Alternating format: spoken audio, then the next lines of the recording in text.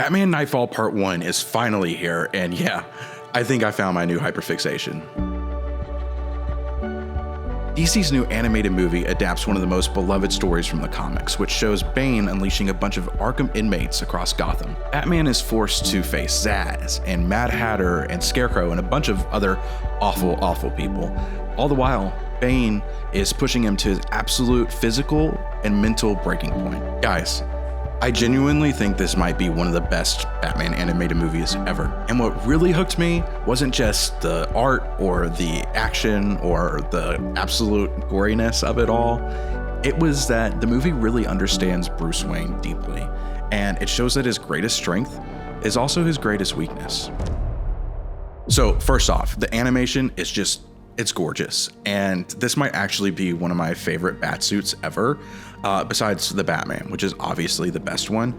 But you know, the long ears and the silhouette with the pointy shoulders and the cape and the colors, it's all just like, it's perfect. And it really makes me desperate to see something like that adapted into live action, which would be sick for the Batman Part 3. I've also never really been the biggest fan of Bane. I know that's awful, but it's just not been a character that I've been drawn to. But this adaptation, I was really interested in, and I found it really intriguing. He wasn't just this like big wall of meat and muscle. He had this complex intellect to him, and he understood exactly what makes Bruce Wayne tick, and he pushed him until there was almost nothing left. And that's where Knightfall really worked for me. Bruce's obsessive need for control and his refusal to accept help, no matter how desperately he needs it, are really explored beautifully here. And there's this one moment specifically that I'd like to talk about that shows exactly why I love Batman so much. After spending the last 2 days without sleep, trying to contain the mess that Bane made,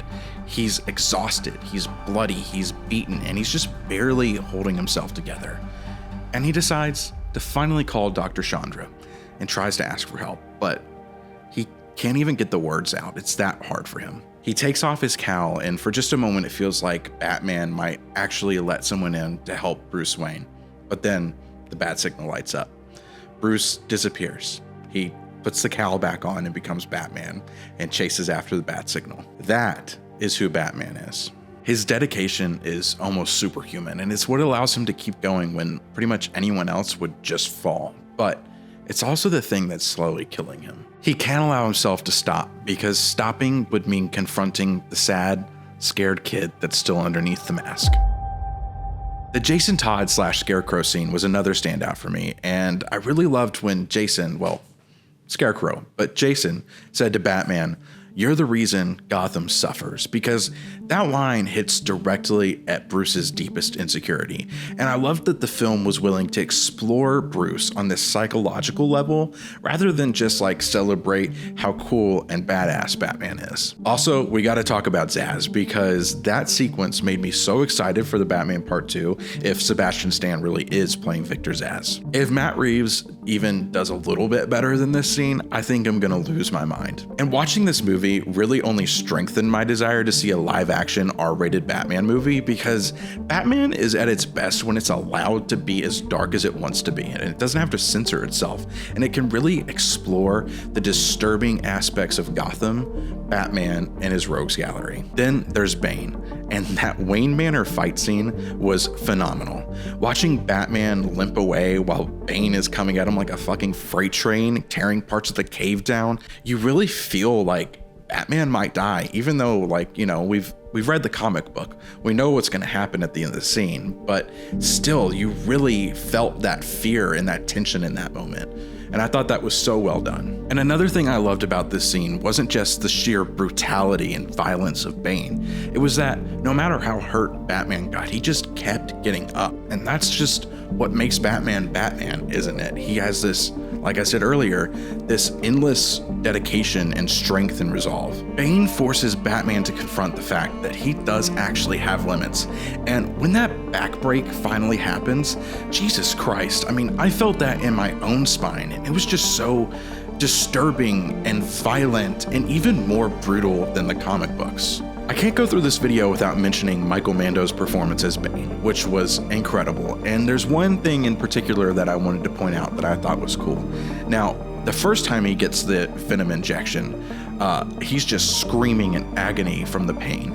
And then in the Wayne Manor fight scene, when he re-injects himself with the venom, it's this like subdued grunt that he does that is honestly like really scary sounding, but in this like quiet way.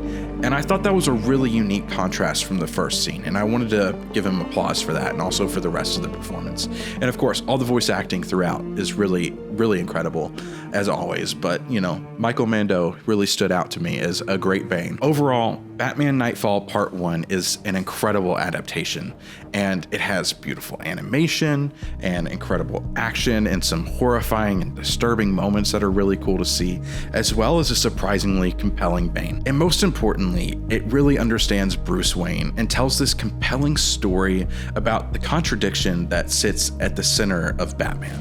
This might genuinely be my favorite Batman animated film now, and that's really saying something because I've been a huge fan of Mask of the Phantasm for my entire life, but this was really special, and that might be recency bias, but we'll see in a few years if it holds up. So, if you've seen Batman Knightfall Part 1, please let me know what you thought about it in the comments below. I would really love to hear your thoughts.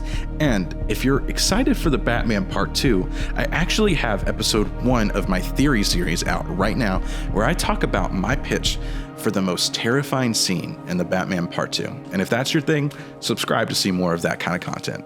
Anyway, thanks for joining me, and I'll see you in the next one.